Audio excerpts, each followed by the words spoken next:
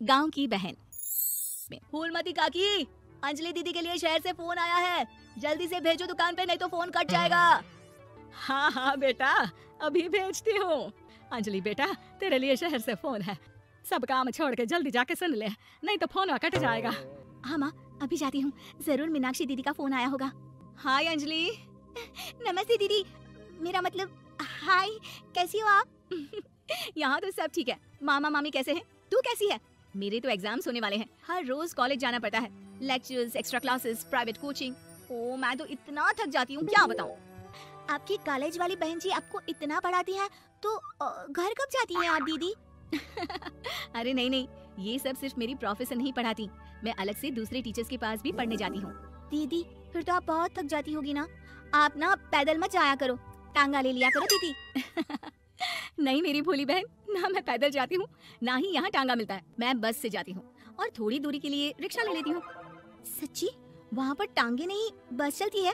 वाह, वो भी हर रोज? हमारे गांव में भी बस आती है, दिन में 2 बार। यही तो खास बात है शहर की, यहाँ बसें पूरा दिन दौड़ती हैं सड़कों पर, और सिर्फ बसें ही नहीं, कार, स्कूटर और ट्रक भी, और तो और थोड़ी दूरी पर तो हवाई जहाज भी है, जहाँ से हवाई जहाज आसमान में उड़ते हैं।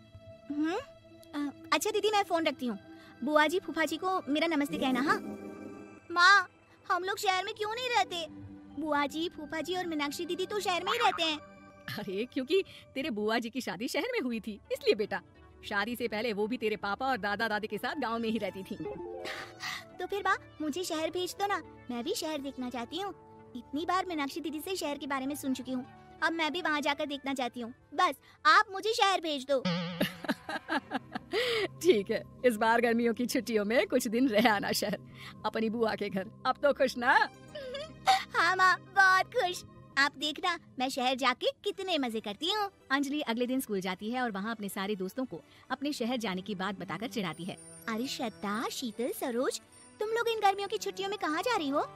एकादशी वाले गांव के मेले में। हम तो दूसरे गांव में नानी के घर जाएंगे, उनका घर नहर के किनारे है, बड़ा मजा आएगा। हम इस बार कहीं नहीं जा रहे, बल्कि हमारे घर में रहने के लिए मेहमान आएंगे। और तू?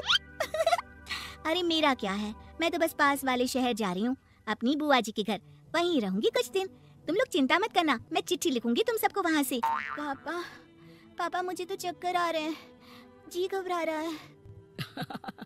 बेटा शहर आने की जिद भी तो तूने ही की थी, अब पहली बार बस में चढ़ी है तो यही होना था, भुगतो अब। अरे मामा जी, अंजलि, आप लोग आने से पहले बता तो देते, मैं लेने आ जाती बस स्टैंड तक। आओ आओ भैया, आओ बेटी अंजलि। माँ बुआ जी कैसे हैं वहाँ, और भाभी कैसी हैं? सब ठीक है, बस अंजलि जिद कर रही थी कुछ दिन आप लोगों के साथ रहने की, सो छोड़ने आ गया। दीदी आप मुझे शहर घुमाने ले जाओ ना, मुझे भी शहर देखना है। हाँ हाँ चल, तैयार हो जा जल्दी से। अंजलि तैयार होने जाती है और कुछ देर बाद जब बाहर आती है तो अरे ये क्या कर दिया तूने, मार्केट तक ही तो जाना है, इतनी डार्क रेड लिपस्टिक, इतने बड़े बड़े झुमके और चूड़ियाँ और चेहरे पर इतना सारा पाउडर। मेरी बहन ऐसे नहीं चलेगा, जा और ये सब हटा के आ। अरे कैसे, क्यों? मैंने शहर आने के लिए इतनी मेहनत से ये सब इकट्ठा किया था, और वैसे भी मैंने देखा है मोहल्ले की राधा काकी के टीवी पर एक फिल्म चल रही थी, उसमें हीरोइने ना ऐसे ही तैयार होकर जाती है घूमने। सब पता है मुझे, मैं तो ऐसे ही जाऊंगी दीदी। अंजलि शहर की चकाचौंध को देखकर बहुत हैरान और खुश होती है। ऊंची ऊंची इमारतें, सड़क पर दौड़ती गाड़ियाँ, बड़ी बड़ी दुकानें, उसकी एक्साइटमेंट का ठिकाना नहीं था। दीदी ये छोटा सा कमरा सड़क के किनारे क्यों रखा है, इसमें कौन रहता होगा? ये कमरा नहीं, पीसीओ है, पीसीओ। यहाँ पर लोग फोन करने आते हैं सिक्का डालकर। ओ, हमारे गांव में तो दुकान पे ही जाते हैं बात करने। अच्छा चल, तुझे रेस्टोरेंट में खाना खिलाने ले चलती हूँ। Excuse me, 2 plate noodles please and 2 Cola. Meenakshi को ऑर्डर प्लेस करते हुए अंजलि बहुत ध्यान से देखती है और थोड़ी ही देर में ऑर्डर लेकर वेटर आ जाता है और खाना टेबल पर रख देता है।